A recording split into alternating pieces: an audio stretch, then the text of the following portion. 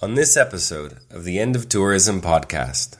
So just as tourists are extracting experiences from the places where they go, science is extracting knowledge and energy corporations are extracting resources, right? That there's an extractive logic that underpins the problematic, damaging kind of travel that we're describing. Again, if we're traveling with Kuleana as our guiding principle, then it allows us to ask, okay, how do I travel in a more ethical kind of way? What does that look like?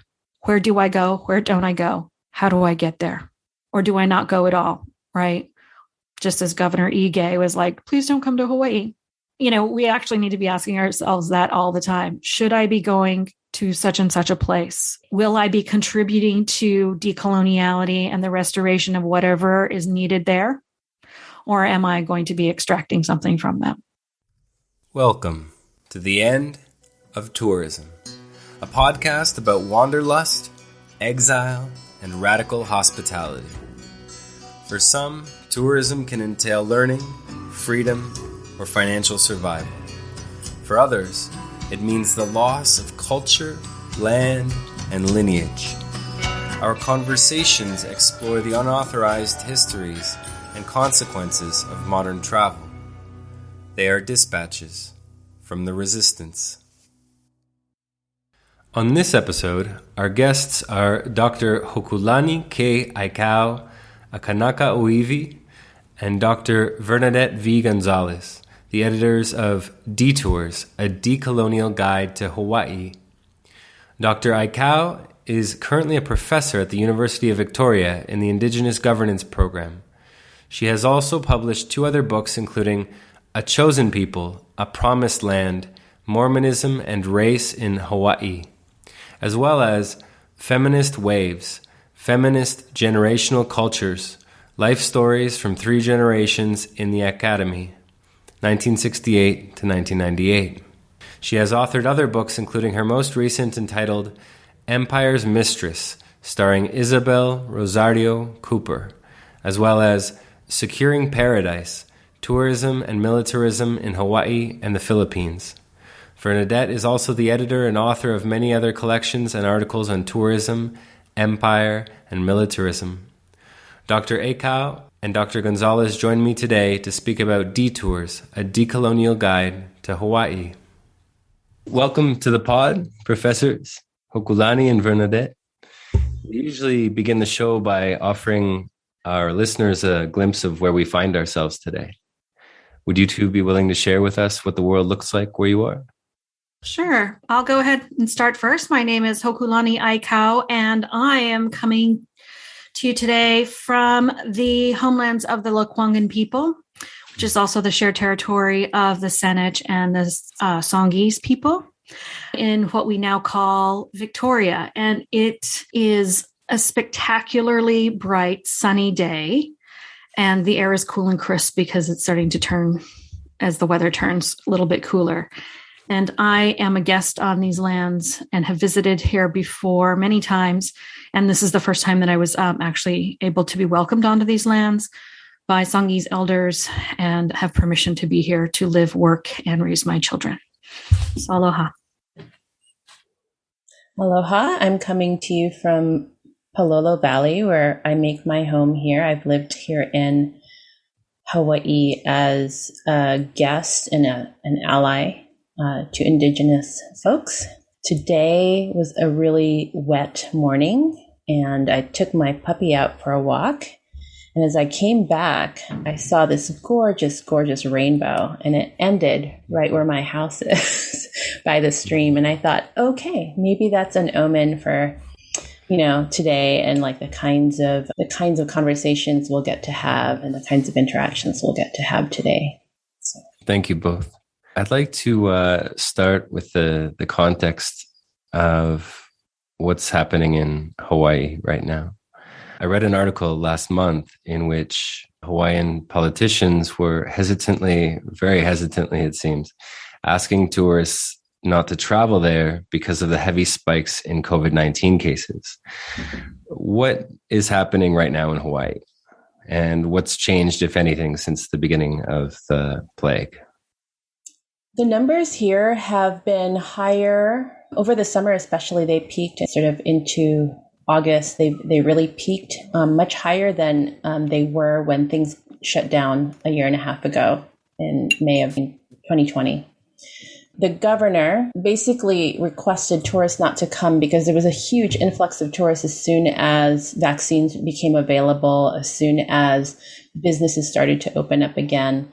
And it did correlate with the rise in numbers, although there's also research that shows that there was a great deal of community spread, right? So it wasn't necessarily about the tourists, but it was about getting tourists to understand that their presence here impacted the limited resources that are available to the folks here who may need them, such as hospital beds, such as emergency room kinds of resources. And so it was really quiet here when the shutdown happened. You could really see the difference between pre-COVID and post-COVID.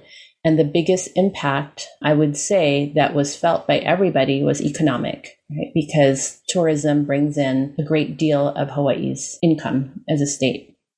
And so I think that you would normally never hear from our government leaders the words "don't come."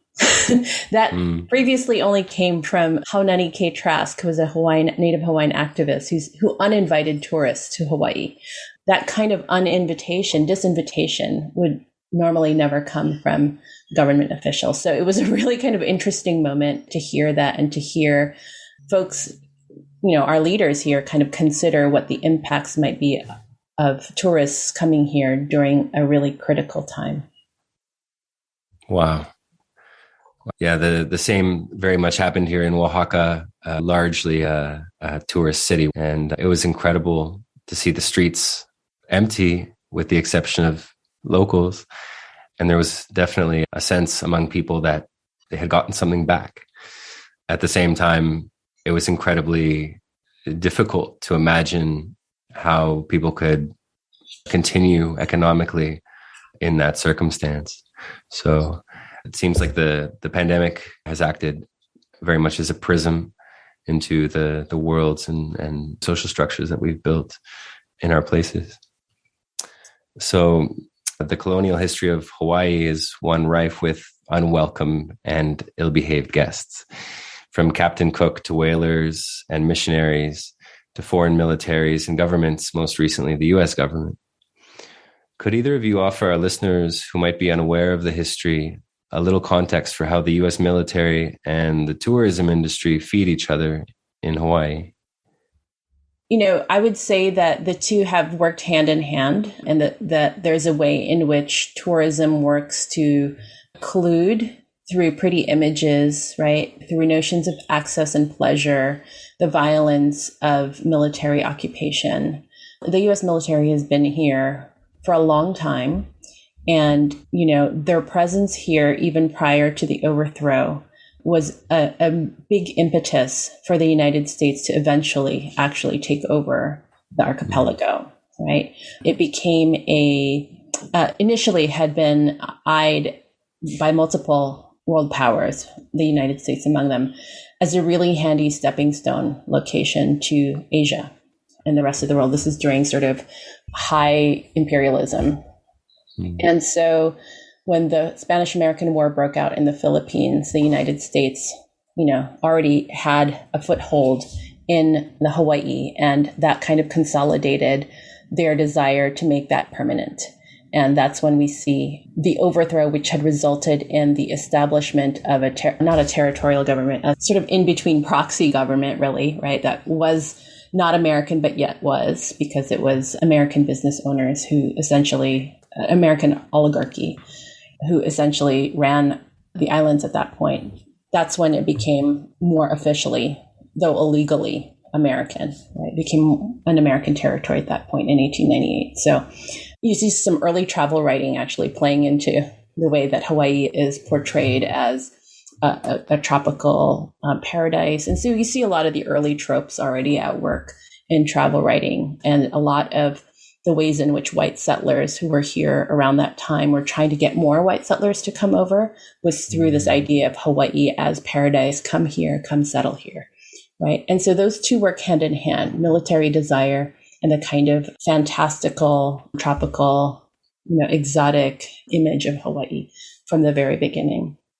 Wow. I'll just add that, the collusion between the plantation economy and business owners with the U.S. military was something that was already underway in the 1860s, right? Even under the Kingdom of Hawaii, business interests and U.S. military were already colluding in order to, the U.S. military wanted ports, business wanted access to the markets of the United States to sell their sugar. And so, the reciprocity treaties between Hawaiian Kingdom and the United States really were all about U.S. having access to Hawaii's ports in order to leverage their military strategic position in the Pacific. And then that relationship only gets more and more consolidated with, the overthrow that relied upon the U.S. Marines docked in the harbor to force the Queen to abdicate her throne. And then 1898 with the military's position as they, began the war in the Pacific against Spain. So it's just like over and over again, the United States military is able to consolidate more and more power over time. We see that even with statehood and then even now. And the role that tourism plays, as Vernadette said, is that it erases the violence of the U.S. military and its ever-presence, right? Mm-hmm. So when we look at the landscape, one of the chapters in our book is a detour that our colleagues do, Kyle Kajihiro and Auntie Terry Keko'olani. And what they do is make visible the way that the military infrastructure makes tourism and the expansion of tourism possible, right? So the highways that connect one side of the island to the other, or that allow the tourists to do the Circle Island tour, actually connect military bases to each other. And it's that military infrastructure that makes possible the expansion of tourism. And tourism then allows U.S. military to operate without a lot of critique and criticism because it's invisible to those around you. Unless you know that you're on a highway that's intended to connect the Marine base on the leeward side with the joint Navy and Air Force base on the windward side to the leeward side, you wouldn't know that you were doing that. You'd be like, oh, look at this beautiful scenic highway. But it's very much all at the service of a military industrial complex that is housed in Hawaii, but has a reach across all of the Pacific and into Asia. Wow. The head of the Joint Command of the Pacific is in Hawaii on Oahu at Camp Smith, I think is the name of it. Yes. Wow. So we can't talk about tourism without talking about foreign occupation and military presence in Hawaii. Right. And the military presence in Guam and in Okinawa and its role in negotiating, access to places, the list goes on and on. It intersects in really key strategic ways in Hawaii. And I think a lot of folks don't really understand the role that Hawaii plays as a central location in all of the United States foreign influence in the Pacific region and Asia. It's huge. And tourism and, tropes of the tropics, desires for tropical vacation that's accessible for English-speaking people. And ideas of security and safety upon which tourism is built. We see this sort of at work with the pandemic, right? With the sort of warnings about where is it safe to go. But prior to that, it was all about where is it safe to go where there isn't unrest or there isn't so-called terrorism. And so you see those kinds of State Department mechanisms, right, at work all the time. And it intersects with tourism. And there's definitely relationships between which places are considered safe and tourable and accessible and which places aren't. Right? Well, thank you both for that. I think our listeners will be very grateful for that, as I was reading your book and just blown away at the history and the complexities of it. Something that I never could have imagined and never came close to in my 2 or 3 weeks that I was visiting Hawaii some 10, 15 years ago. So, Detours, a decolonial guide to Hawaii. I'd like to ask how that book came about. How did it start? What was the premise? And you two meeting together to work on it? I think in some ways we were merely the midwives of this book, right? A lot of the work that has gone into the pieces that are in the book. So just to clarify, we're the editors of the book. We're not the writers. We co-wrote the introduction to it, and we did the labor of sort of shepherding it through the editorial and publication process. But what we came to realize one day, I think it was at a conference where we were attending different panels, and we made a point to attend panels that had our colleagues from Hawaii presenting. And it came to us that there was sort of a critical mass at that point, I think this was in 2015, of people who were doing really incredible work around restoration, around place-based political action, that there was a different story of Hawaii that was coalescing. And so we pitched to Duke University Press that was indeed what we were going to write. At first, we really sort of thought that this was going to be an alternative guidebook, still kind of really leaning on the idea of a guidebook, along the lines of the People's Guide to Los Angeles, right? So it's sort of a deeper race-based history of the place. But what became clear was that we were not interested, nor were our contributors over the course of the couple of years that we workshopped the pieces with each other, in laying out Hawaii for consumption, even for well-meaning tourists and travelers, right? That this was instead a re-narration, a different kind of demand, a different kind of encounter that was being demanded and described for the reader of the book, right? This was not going to be Hawaii for easy access, but rather Hawaii for unsettling. And so that's how the book came to be. Hoku, did you want to add anything else? Right. So, with the guidebook, the audience for that genre is explicitly the tourist. And one of the things that we learned again through the process of working closely with our contributors is, and at the time we were both professors at the University of Hawaii at Manoa, and we're teaching classes, and we're engaging with, and we're reflecting on our work with our students, is that a lot of people who live in Hawaii don't know this history or don't know what's going on, right? And of course, they're not going to know a lot of this critical history or what kinds of practices are happening in different parts of the islands.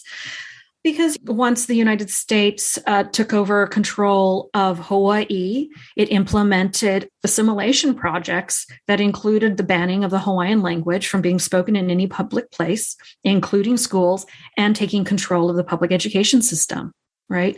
So this process of indoctrinating residents of Hawaii, Native Hawaiians in particular, as well as, children of Asian workers, laborers from the plantation, into an American nationalist worldview and perspective and future, it is the normative foundation there. So what we wanted to do was to speak beyond just the tourists, but also to residents, to people who live there as well. And so what we realized is that the guidebook as a genre was still too restrictive for us to really make the kinds of interventions we were interested in making, and we needed to shift our perspective. So we moved from thinking about the guidebook to thinking about, is this now a decolonial guide? Guides people to decolonial practices that are happening across the Pai'aina, the archipelago, and beyond, right? And so that's really how the project evolved and came to be what it is now. Thank you. Yeah, I have here a little quote from the book that I found incredible from the introduction, actually. And you two write, "This book is a guide to Hawaii that does not put tourist desires at the center. It will not help recreate the discovery narrative. It will not help people find paradise. It does not offer solace in a multicultural Eden where difference is dressed in aloha shirts and grass skirts. This book is meant to unsettle, to disquiet, and to disturb the, quote, fact of Hawaii as a place for tourists." This was something that I've been very much wondering about over my 6 years here in southern Mexico, and trying to honor the place and the people and the cultural gastronomy through what I consider to be detours. and eventually coming to this notion that tourists were 99% of my clientele, my guests, and realizing more and more every year that these things need to be offered first and foremost to local people, because in the instance that I'm referring to, that there are things that local people have largely forgotten. I think that even for the folks here, a lot of the way that we learn about Hawaii is so overdetermined by the tourist industry and the ways that Hawaii is written about in guidebooks. If you look at what the best-selling books are about Hawaii, if you type in Hawaii, it will be a guidebook. It will be a tourist guide to Hawaii. And the sort of narrative superficiality, right, that exists in those kinds of stories about this place are the ways that the folks here come to operate a lot of the ways. And because also it's in our everyday spaces, right? Tourism shapes the way we interact with each other here and the way that we imagine each other here. It's just got that much power, right? As a kind of entity and a kind of cultural presence. And so what we hope to do with Detours, even when we were just playing with the genre of the guidebook, and it's still there, right? If you see the book, the cover is kind of a riff on the guidebook. And we still kind of wanted to keep that because there was an understanding that because the guidebook genre is so powerful, we wanted to play with it and get people to understand that in itself, what was shaping their anticipation and understanding and imagination of place. But we also wanted to interrupt it, right? To disrupt, as Hoku put, the ways that people have come to imagine a particular really hard and flat Hawaii rather than something alive, something that is emergent, right? When you think about some of the stories in the book, you really see different groups of people coming together and claiming Hawaii and claiming indigenous practice in Hawaii, restoring land, restoring practices related to land in ways that I think the guidebook absolutely cannot capture, right? And is actually antithetical to the ideas and the kind of values that underpin the tourist guidebook. I was just wondering, I mean, what I could say here now is that the other side to the decolonization or the delinking from the colonial infrastructure that includes tourism and militarism is the commitment that we share with our contributors to bring forward examples of the restoration of what we call in Hawaiian ea, right? Ea is often translated to mean sovereignty. But our colleague Noelani Goodyear Kaopua, who is also at the University of Hawaii at Manoa, describes ea in a much more capacious kind of way. Ea is the concept that means life and breath, and it's a practice that has to be cultivated day after day, generation after generation. Our contributors' work, the work that they were all doing, was already operating in two ways. One, delinking, unsettling, dislodging, colonialism, all of that, right? Critiquing heteropatriarchy, capitalism, and white supremacy. While at the same time, they were offering an otherwise that was grounded in this commitment to the restoration of ea. And it's that two-part political practice that we wanted to really make visible, that we thought that the book was really going for and demonstrating that it speaks to its productive power. Well, speaking of these concepts, which are largely concepts for the foreign ear, and I wanted to speak a little bit about this notion of both hospitality and the invitation, which is referred to more than a few times in the book. It is written, these European guests to the kingdom, for that is what they were, settlers who had been granted residency by virtue of royal tolerance. Colonialism is the ultimate breach of guest protocol. It violates a welcome, one that was never actually extended, in order to fulfill a desire to take and possess land that is not one's own. The history of colonialism is often one in which local people extend hospitality and tolerance to guests or foreigners without receiving reciprocity. Over time, that hospitality invites entitlement on the parts of guests while also turning into hostility on the side of the host. How do you think the shifting relationship between hospitality and guest protocol has changed in Hawaii since the arrival of, for example, Captain Cook? Well, it's a pretty big question, right?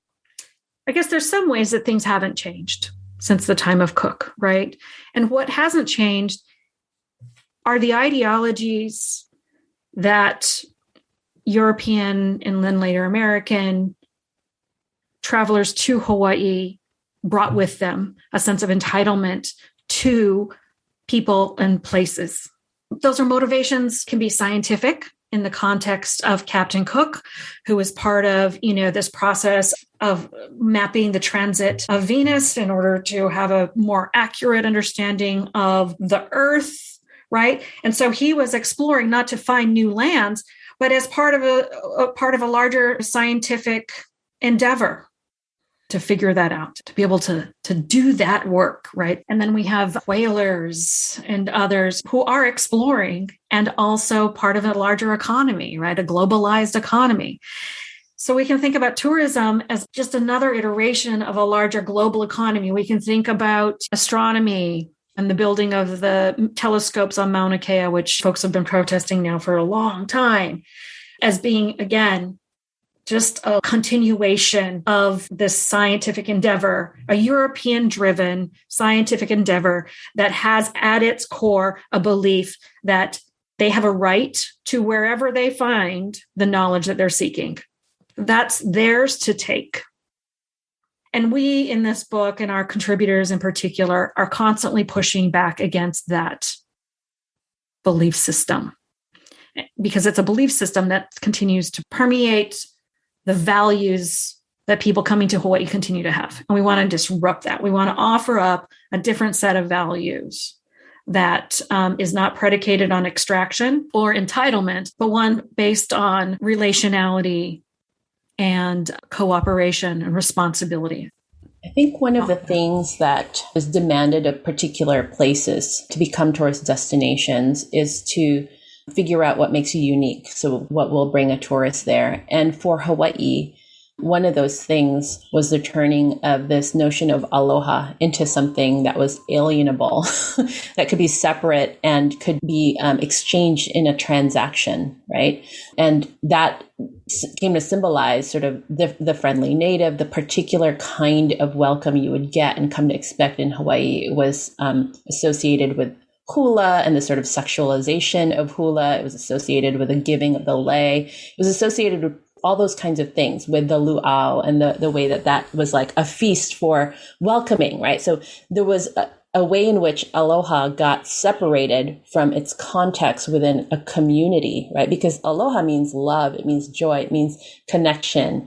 But when it is just all about welcome, it gets translated into like a tourist grammar of access and availability, then it also comes to stand for eternal consent, perpetual consent to this kind of relation, right? Rather than an understanding that this term is grounded in community, it's grounded in relationship to each other, it's grounded in an obligation to the people and the land, right? And to each other.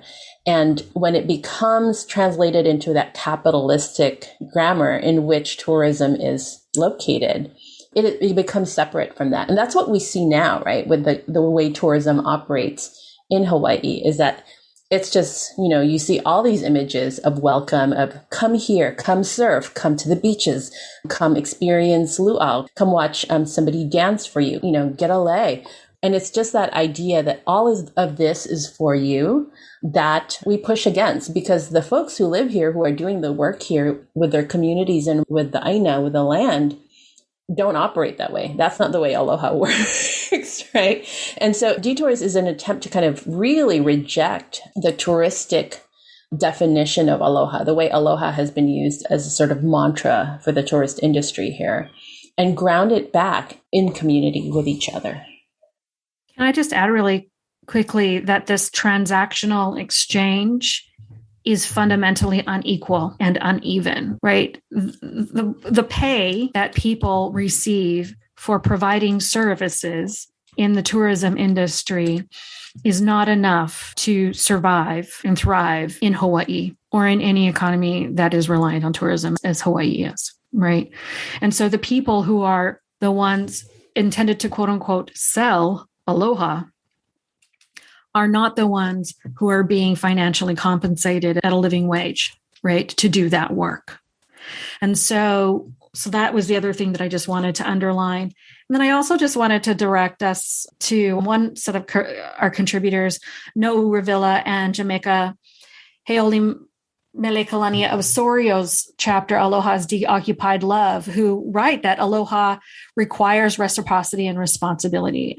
So while the tourism industry has appropriated Aloha as that open invitation, as Vernadette has said, what we're trying to do with this book and what Revilla and Osorio do in their particular chapter is to reframe it back into a Hawaiian cultural context such that it's about reciprocity and responsibility, not this free-floating term that can be applied to pest control and restaurants and snowboarding equipment and tiki bars, all of it, right?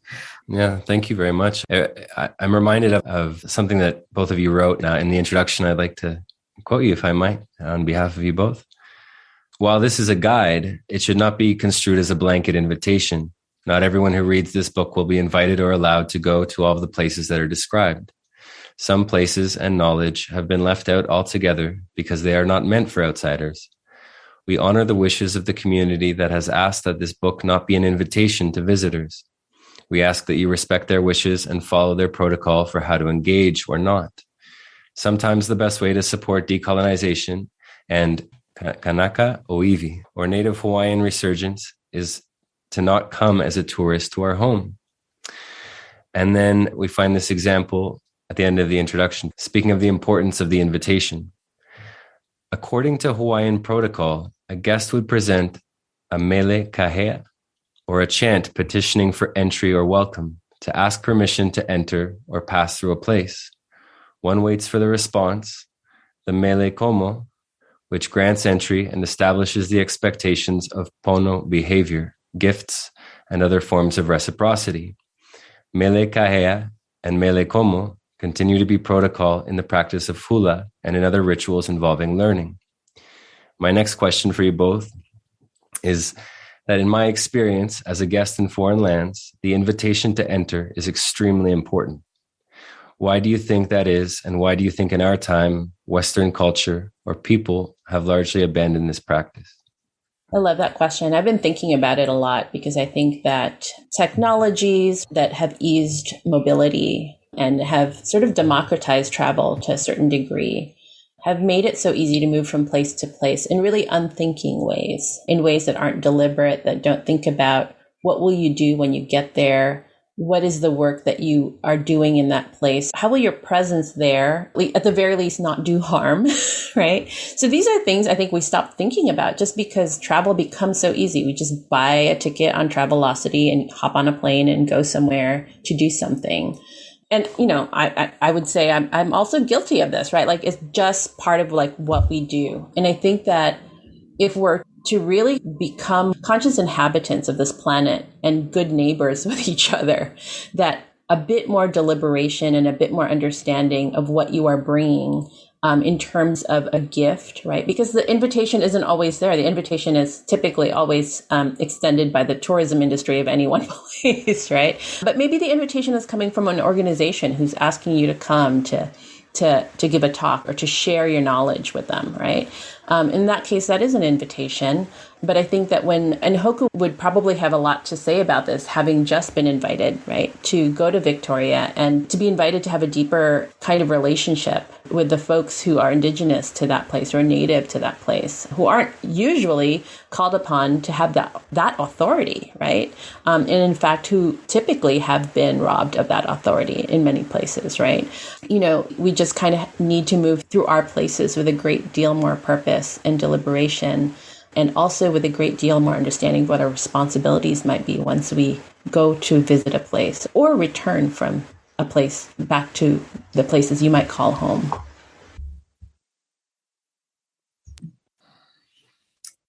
Yeah, so I wanted just to say two things related to this question of why has asking permission been abandoned? And I'm not sure that it was ever practiced under imperialism. Again, if we go back to thinking about the logics that inspired imperialism or that undergird imperialism, right? It was a belief, a strongly held belief, that European nations had the right to explore and then take possession of any place that they found, right?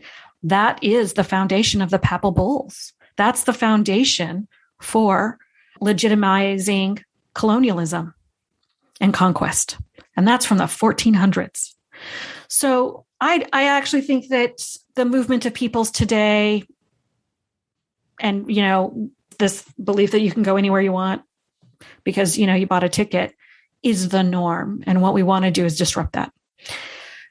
And it is a norm for, a particular worldview and paradigm, but it's not the norm for all worldviews and all paradigms. And what we're trying to accentuate in this collection of pieces is an indigenous, a native Hawaiian worldview that says, no, not everybody gets to go everywhere. You need to ask permission before you go, before you do anything. And if you're told no, you need to walk away, right? I feel like there's a couple of places. One example from the book that this is like so beautifully captured is in the chapter by Furuto titled "We Never Voyage Alone." So she was a member of the worldwide voyage of the Hokulea, which is, a double hull sailing canoe that used star navigation to circumnavigate the entire globe. Pretty cool stuff, right? And it took many, many years. When they finished crossing the Atlantic, they moved onto the eastern seaboard of what we now call the United States and made preparations to enter the harbor and to land in Mannahatta. And what she writes in her chapter says, the Hawaii delegation entered with traditional genealogical chants, mele and hula, acknowledging respect from our Native American hosts. Po Kalepa Babayan formally requested permission to enter the Piscataway land and reflected on the mission of the Malama Honua worldwide voyage. To seal the ceremony, Chief Tayak resolutely expressed, quote, "You are the second vessel to enter this area in 400 years, and you are the first to ask permission. It is our great hope that together we will be able to reverse some of the damage that was caused by the first vessel," end quote. Right. So again, this practice is not something that just Hawaiians have of asking permission before going, but this is one that many indigenous peoples have as a foundation to what it means to travel and to be a good guest. And as Vernadette said, and as I mentioned in my introduction, just recently, my colleague, Don Smith, arranged for us to be welcomed onto the lands of the Songhees people in the traditional manner. And so I'm now a professor in the Indigenous Governance Program. We have 4 new faculty that were just hired into the program. We have a whole bunch of new students that are just starting into the program. And we all, on the same canoe, paddled to shore. And we introduced ourselves individually and spoke about what our intentions are and what our commitments are. And I think there's something about having to make those declarations in a public way that holds us accountable to why we're there and who we are now responsible to and for. And we do this not as individuals, but as people representing our ancestors, our communities. I was speaking, also for my children and the responsibilities that they will also have to carry because they are now guests. They are guests on these lands. And so I think it really just makes material those sense of responsibilities, reciprocity, and accountability. And as my colleagues who write about treaty also make clear, is that it's not a one-off. You don't just do it once and then go on. You really have to cultivate and nurture the relationship that was established in that moment of meeting on the beach, asking permission, and being allowed to move forward. And so it's pretty big stuff. And I think folks don't do it because it is work. Again, as Dr. Goodyear Kaupua writes, it has to be renewed day after day, generation after generation. You know, there's no stepping back from that. And wow, it's incredible. And really something that makes me remember perhaps that permission, that invitation is not just for other people in other places, but exists in the places that we live in as well. Even as Native people in a place, that we are guests to our lives and to the places that bear us through. This reminds me that throughout the book, I kept coming across this word, this term, kuleana, and which I guess very superficially means responsibility. But I'm wondering maybe for our listeners, if you two could pull on that thread a little bit and what it's meant for you both living and in Hawaii and being Hawaiian. Kuleana is one of those terms that I am always just thinking with and finding deeper and more expansive meanings when I think about putting it into practice. So kuleana, on a most basic level, refers to responsibility. It can also refer to obligations and authority, right, that an individual or a collective might have. Kuleana was also the word that was used in the 1850s, 40s, and 50s when the process of privatizing land was underway. Kuleana was also the word that described a Native Hawaiian's land, right? So folks had to go through a process of establishing what quote unquote property was theirs in order to secure a freehold title to that land. And once they went through that process, it was called their kuleana, right? So kuleana is about what your responsibilities are as a person, but it's also and always connected to land and responsibilities to land. And when Hawaiians think about land, they're not just talking about terra firma, but they're also talking about all that is above the land, all that is below the land, and all that is out to the sea, right? So it's when we say land or aina, we're talking about a much more expansive understanding than just the English term land. For Vernadette and I, the word kuleana was really important as a guiding principle for how she and I worked together on this book and for how one of the guiding messages that folks who read the book can take away. So kuleana is also related to one's standpoint or positionality vis-a-vis land, vis-a-vis in relationship to land. And kuleana says what's appropriate and what's not appropriate, right? So it sets some boundaries based on that relationship. Kuleana isn't fixed. It's something that can change over time as your relationship deepens or expands, or your responsibilities changed because of age, because of place, because of all kinds of things, right? So it's not a fixed set of practices, but it just asks us to be in constant critical reflexivity in relationship to place, people, practices, principles, and values. And so in the introduction, Vernadette and I talk about how our individual relationships are to place and to the book itself were structured differently. And we each have different kuleana to carry based on that positionality. My positionality, as I describe in the book, is as a Native Hawaiian who was born in Hawaii. My family was living in Laie and Hauula on the North Shore when I was born. But shortly after, we moved to the Diné Nation, also known as the Navajo Nation. And then from there, moved north to Goshute and Shoshone lands in what is now called Salt Lake City, that whole area. So as someone who is Kanaka, and who has ancestral ties to Hawaii, but raised on the lands of other indigenous peoples, and then came back to Hawaii and lived where I lived and worked for over a decade, where my children were born, where I reestablished relationships with people and places there. You know, my relationship to Hawaii is of a different kind than Vernadette's. And we talked about that. And this was something that all of the contributors, we all talked about a lot. And we were very clear about when are we overstepping our kuleana? When do we need to pull it back? When do we need to lean into the kuleana a little bit more, right? When do we need to take up a little bit more work and more space and a little bit more in order to get things done? I mean, I think you pretty much covered everything, but, somebody who's not native to Hawaii and someone who, as a result of colonialism, also came from the Philippines. I was born and raised there. My childhood was spent there, but then moved around the continent of North America and then over to Hawaii during my professional life.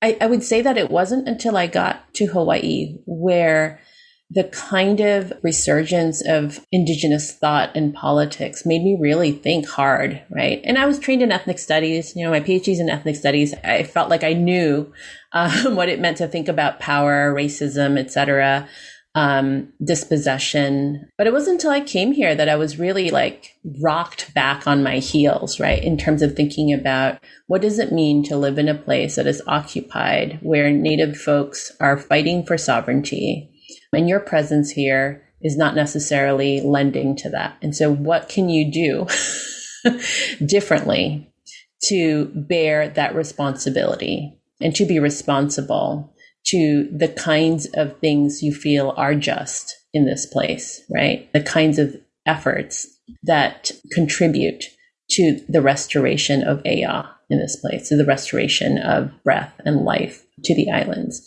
And so, if that's your guiding principle, it helps a lot, right? It shifts a lot of the way you might think about your presence here and the work that you do. And it checks you.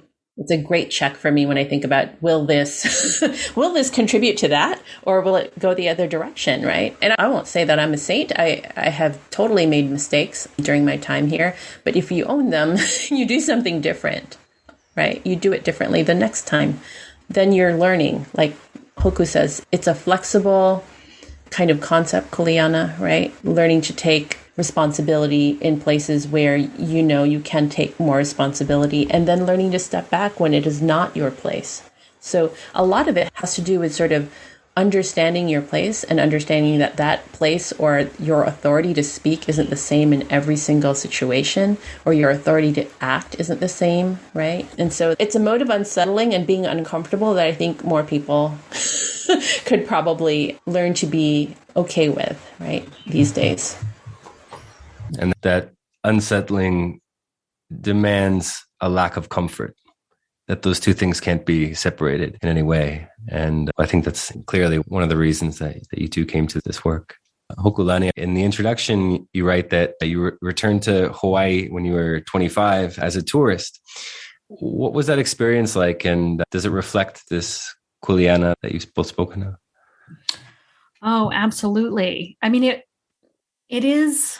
Again, when we think about the relationship between theory and practice, right, there's always this gap. And to find yourself in the gap of that was really fascinating. And it has informed so much of how I think about kuleana, how I think about so many things. So yeah, when I was 25, so we moved when I was 3 years old, and my family was, working class. And we were a big family. My parents couldn't afford to fly us all back to Hawaii on a regular basis. Other families can. We did not. And so we moved away, and I was 25 when we went back. And we went back on a family vacation, and we stayed in Laie at my Auntie Janice's house. So she's not biological kin. She's a fictive kin member of our family, right? And she was teaching at BYU Hawaii. And we stayed at her house, and, and we were tourists. And in so many ways, my relationship to Hawaii was informed by the tourism industry, right? What we wanted to do, how we wanted to do it. A lot of those decisions were being informed by the infrastructure of tourism. But then there was also the counter narrative, the one where it was also about my dad, who moved to Laie when he was a senior in high school. He was born and raised on Maui. They moved to Oahu when he was just starting high school, and they were living in Honolulu. And then his last year of high school, they moved to Laie, and he graduated from Kahuku. And part of our being in Hawaii was also about, retracing his teenage years and his college years when he was a student at Church College of Hawaii back before he became BYU Hawaii. And so there was also the family connections and all of that as well. But it was very clear that we were visitors and we were relying heavily on the tourism and infrastructure to get around where we went, how we went, and when we went to places. And I was conscious of that. Again, those power dynamics, from all of our training in the academy.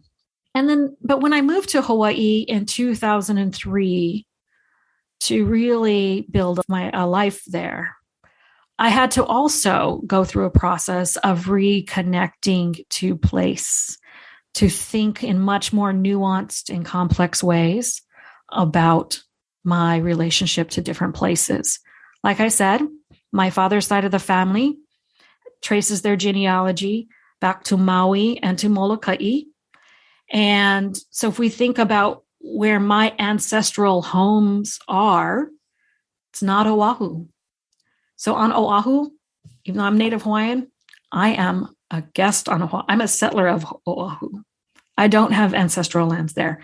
Okay, on my grandmother's side, there is conversations about how we did have ancestral lands there, but my Tutu ladies' lands were condemned by the state in order to build a school. But the places where I was living and I worked were not my ancestral homelands. So I was a guest on those lands too. So I also had to think about kuleana, right? I think you mentioned that already about how even the local residents have to think about it in different ways. So yeah, and I guess what primed me to be thinking about my place in Hawaii differently was a consciousness, being conscious of what it meant to be Native Hawaiian on the lands of other Indigenous peoples, right? Again, what does it mean? How do I live into my kuleana when I am, again, an uninvited guest on the lands of the Dene people when we live down in what is now southern Utah, and on the lands of the Goshute and Shoshone-speaking peoples in northern Utah, right? Like, what is our responsibilities there as Indigenous settlers? So those are questions that I'd already been thinking about, and I had to bring them with me. They were with me when I came to Hawaii, and I had to grapple with them in very material kinds of ways while I lived there. And they still, follow me to being now here on Lekwungen territory with the Songhees and Saanich peoples as well. So yeah, there's no place of innocence, right? And I think that's one of the things that this book is also trying to do, is to say, colonization informs every aspect of our lives, and it touches each and every one of us differentially. And so if we believe in decolonization, want to contribute to that, then we all have to do our part, our differential part, based on our social locations, our relationships to power, our privilege, all of that, right? To bring down colonization, to be a part of that delinking and disruption and dislodging of those oppressive structures and systems. I have this question here that I'm going to try to rearrange a little bit based on what we've all been talking about. And it has to do with what's referred to as scientific tourism in the book, and specifically around the extensive telescope building at the top of Maui's largest peak, Haleakala. So as I read that article, I wondered about the scientific search for human-centered origins, this aspect of scientific culture that is, to some degree, hell-bent on origins, but in this case, origins in the sky. That alongside the tourist search for culture overseas, and how they seem to reflect what I would call the same cultural homelessness, kind of lack of roots of culture, of belonging, that drives people to other places and cultures in search of what perhaps they lost ancestrally. How do you see this as two people who've spent a great deal of time researching these subjects, but also bearing witness to what tourism has done to Hawaii, this in regards to the search for culture, the search for origins? One thing I want us to do is to disrupt any kind of bifurcation that could emerge, that somehow to travel or to voyage or is to seek something that is absent in the place where you are. And I think that one contributor, David Chang, really does a fabulous job in the book of making clear that Pacific Islanders have thousands of years of experience voyaging, right? Like thousands of years of voyaging and navigating and learning how to traverse the largest body of water on the planet. They didn't do it originless, right? And they didn't do it cultureless. They carried their cultures on their canoes. They carried their origin stories with them on their canoes, which also doesn't mean that they weren't also, colonizing as well. But as we know from post-colonial theory and other kinds of really good scholarship that's out there in the world, the kind of colonialism, the capitalist colonialism that really emerges out of Europe, that's about conquest and extraction of resources, really changes the kind of travel that happens and then the motivations behind it. So just as tourists are extracting experiences from the places where they go, science is extracting knowledge and energy corporations are extracting resources, right? That there's an extractive logic that underpins the problematic travel, the damaging kind of travel that we're describing and that folks in our book are speaking against. There is a way to travel that, again, if we're traveling with Kuleana as our guiding principle, then it allows us to ask, okay, how do I travel in a more ethical kind of way? What does that look like? Where do I go? Where don't I go? How do I get there? Or do I not go at all, right? Just as Governor Ige was like, please don't come to Hawaii. We actually need to be asking ourselves that all the time. Should I be going to such and such a place? Will I be contributing to decoloniality and the restoration of whatever is needed there? Or am I going to be extracting something from them, right? So I guess I just wanted to underline and highlight the underlying logics to different kinds of travel to say and to make clear that Hawaiians and other Pacific Islanders are voyagers. I think it's like Apele Hau'ofa, the late Tongan scholar, talked about, the ocean connects us. It's not the thing that divides us. And the technologies that Pacific Islanders had to navigate such a large body of water, brilliant. Yeah, there's a section in the book that's called Huaka'i, Tours for Transformation. And we borrow that term from like this notion in Hawaii where if you're voyaging, it is not necessarily to stay in the same place, not physically, but also within who you are, right? These kinds of movements through place are meant to change you, right? If that is not why you're going somewhere, right? If that's not part of an understanding of what will result from going to a place, then you might want to rethink why you're going to that place. And the other thing I want to kind of just emphasize is that the ideas that are in Detours that we try to sort of curate and sort of give space for are not just ideas that are isolated in Hawaii, right? They're meant to be lessons, and they're meant to sort of illuminate the kinds of relationships you can have to land, to other people in your own home, right? So that it's portable. Those lessons of transformation are portable. I think that Hoku and I both hope that after reading Detours, perhaps if you come to Hawaii and you encounter Hawaii in a different way because of this book or because of some of the lessons in the book, that you don't just leave them here. Right? These are not just things that are activated in Hawaii, but rather should be ideas that you should find ways to either translate or think about how they may be at work already in the place that you came from. And in that sense, how might you be more responsible to the place that you call home in ways that maybe you hadn't? Because I do get it, right? Sometimes when you travel somewhere, you do get a new perspective. That's part of the reason sometimes that we go to another place, right? Because it allows you a different way to think about the place you came from or think about the world from a different position. But I think that if you don't take that back with you, then what have you learned? For the past 4 or 5 years working on these quote detours here, it's something that came up all the time with me and my compañeros and compañeras, that even if something that we offer is deep enough to affect change in someone, how do we know if that change affects the place they live in? How do we know if it becomes homework? And in the end, we really couldn't know without trying to set up some kind of network or relationship just to know. And in the end, you can't, right? I think to some degree, you see this quite a bit in the responsible and sustainable tourism marketing strategies and things like that, but not to the extent of actually taking something home and doing something with it. Right. And so the connection between our voyages, as you said, in regards to the ocean, for example, that these places and experiences can be linked, hopefully, in good ways in time as well. So I'd like to return, if I can, to the question of the tourism military industrial complex on Hawaii.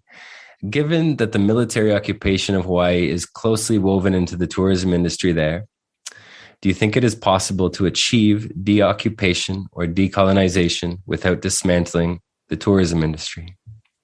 So I think my answer is no. I think there are steps to decolonization without giving the land back, right? And that has to do with getting the military out of here and giving the sort of reins, the control, the authority back to Native people, right? About what does governance look like in this place? And so it's not possible, right? If we're truly committed to decolonization, it's not just about pretty words or, hey, you can have Hawaiian immersion courses here. That's a step towards it, right? Getting your language back is massive, right? But decolonization, if we really want to see it happen here in that kind of amazing imagined future, it can't happen with the military here, and it can't happen with the way tourism is currently hand in hand with the military here. Yeah, I think that the occupation will require the removal of the U.S. military and the United States giving the land back to the Hawaiian people, returning it, acknowledging that they stole it in the first place, which they have acknowledged that they stole it, but then they need to, whatever. Okay. It's not a real apology. I know, right? It's like there's already been an acknowledgement. In 1993, Clinton signed the acknowledgement, whatever, executive order acknowledging that, the overthrow was illegal and everything that followed from it was illegal, right? So the United States knows that what it did was wrong. And yet, on the strategic position of Hawaii vis-a-vis the rest of the Pacific and Asia means that they will not live into their responsibilities, right, either. So yes, I think deoccupation and returning the land to Hawaiians, all of it, not just some of it, all of it is essential. And then for me, tourism as it's connected to the tourism industrial complex and its relationship to capitalism, global corporations, and all of that absolutely has to change.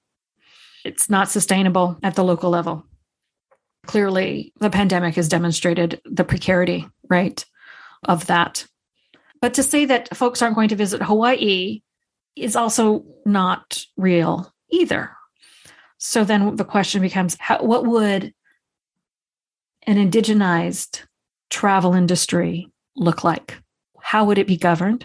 What would the economic scale be?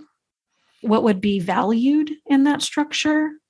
What wouldn't, and what might need to be devalued or bracketed under those other conditions, right?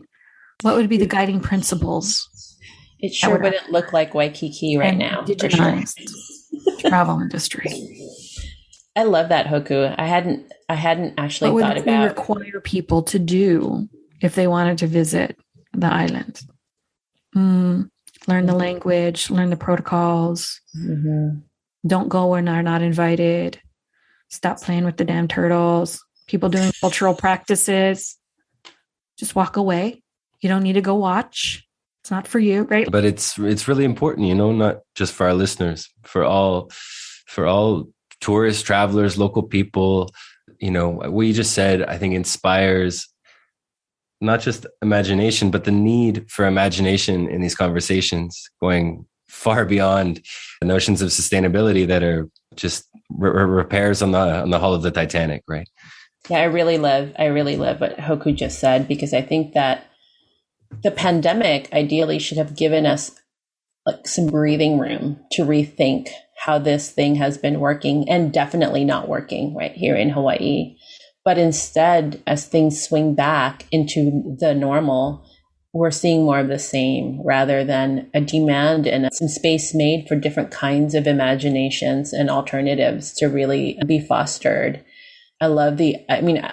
What would tourism look like under a sovereign Hawaii? And, it's really about reframing the terms of encounters, because I think it's good to have encounters with people outside of your group, right? Like, this is how we become good neighbors with each other instead of, have war. It's good to have exchanges of ideas. So that's not going to go away, right? And ideally it shouldn't. But how then do we reestablish a way to encounter each other that is equitable and just, right? And that is at the heart of the whole thing, where sovereignty and ea is the guiding principle of that encounter. So how does this support Indigenous sovereignty in the place that is allowing you to visit? And I think that is not a question that is currently being asked, right? Mm-hmm. You know what this is reminding me of is the chapter by Malia Akutagawa, who writes from Molokai about how the community there blocked cruise ships from coming onto the island and doing tours until the folks who ran the cruises met with the local and together determined how visitors would engage when they were on island, right? So what happens when, rather than the corporations determining the terms of engagement, but the local community determining the terms of engagement, right? And setting the parameters of what's appropriate and inappropriate. That shift is a big one, right? What a great way of like disrupting power dynamics rather than having capital making decisions. It's, the values of the local and the needs of the local making those decisions and then structuring the terms of that relationship, right? Now it's reciprocal. It's not one directional. Yeah. And so that's a fabulous chapter. There's other examples in here too, where local communities are setting the terms for engagement with visitors, be they local or tourists from other places beyond Hawaii. Yeah, and it's really such a simple and elegant idea, right? The notion that the folks who call this place home get to set the parameters for the guests. It makes sense for people, right? Like, you wouldn't want somebody to just come into your house and just start raiding the fridge. Like, who is this stranger, taking a shower, leaving trash, and then going? And I mean, that's essentially how tourism has worked, right? And if that's the analogy, then it becomes really clear that it's been a really broken system. It's been a really broken practice, and we've just sort of put up with it, right? And so I think Malia's chapter and some other contributors' chapters in Detours really illuminate the absurdity, right? That is something that is a new idea or, that you wouldn't get angry about, right? Exactly. In speaking to a few people around the world and having done a few interviews, it's really incredible, but perhaps not surprising that this happens all over the world, really. I do want to point out that Detours is now a series. We have a number of different works in progress with different editorial teams. And so there are some volumes in the works as well that hopefully will take the same model, right, of Detours and use it to kind of give folks deeper understandings of what decoloniality might look like in these other places as well. So we're really excited to see that happening. Just wanted to let folks know that Hawaii is not going to be the only volume. Exactly. And just as we, as the editors who curated this thing, learned so much and were inspired by our contributors, the series also inspired all these other folks to want to curate what decoloniality looks like in the places where they are, or the places that they call home, places that they're committed to working with and bringing liberation to. And so, yeah, I've always been humbled to be in a position to be able to work on this project, because so much I didn't know as well. This is just a sliver of what's out there. There's so much more that could have been written, that could go into it, and so many other kinds of projects and practices happening across the Pai'aina and beyond that contribute to decolonization and the restoration of Ea. So it's just our humble contribution, one piece of a much larger picture. In regards to Detours, that in the 3 weeks I took to read the book, that I learned infinitely more about Hawaiian culture, people, land, history than I ever did or even could in the 3 weeks that I had visited Hawaii. I felt a sense of solidarity, or a desire to stand in solidarity with the decolonial projects being undertaken and being spoken of in the book, in part by not going there, not needing to go there to participate or to see, right, to be a spectator.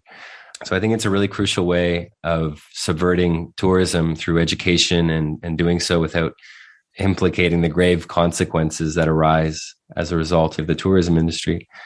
And so on behalf of our listeners, I'd love to offer a deep bow and thank you for your aloha and kuleana, for your discipline and dedication, for both of you joining us today. It's been a great honor, really. Well, thank you both.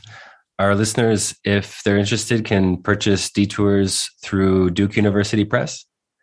That's right. It's available most anywhere. And if you want to support your local bookstores, you can get them to order it directly from the press rather than going through other sort of giant corporations. I believe we have a discount code too, if folks want to order it from the press, and I can get that to you, Chris, at some point.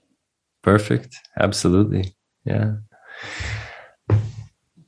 Thank you so much, Chris.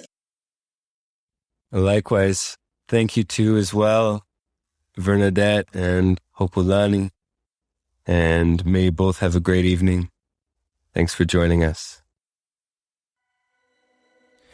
Thank you for listening to the End of Tourism podcast. If what you heard had its way with you, if the arrows hit their mark, click subscribe on Spotify, Apple Podcasts, or wherever you're listening. To go deeper, join us at theendoftourism.com and follow us on social media under the handle The End of Tourism.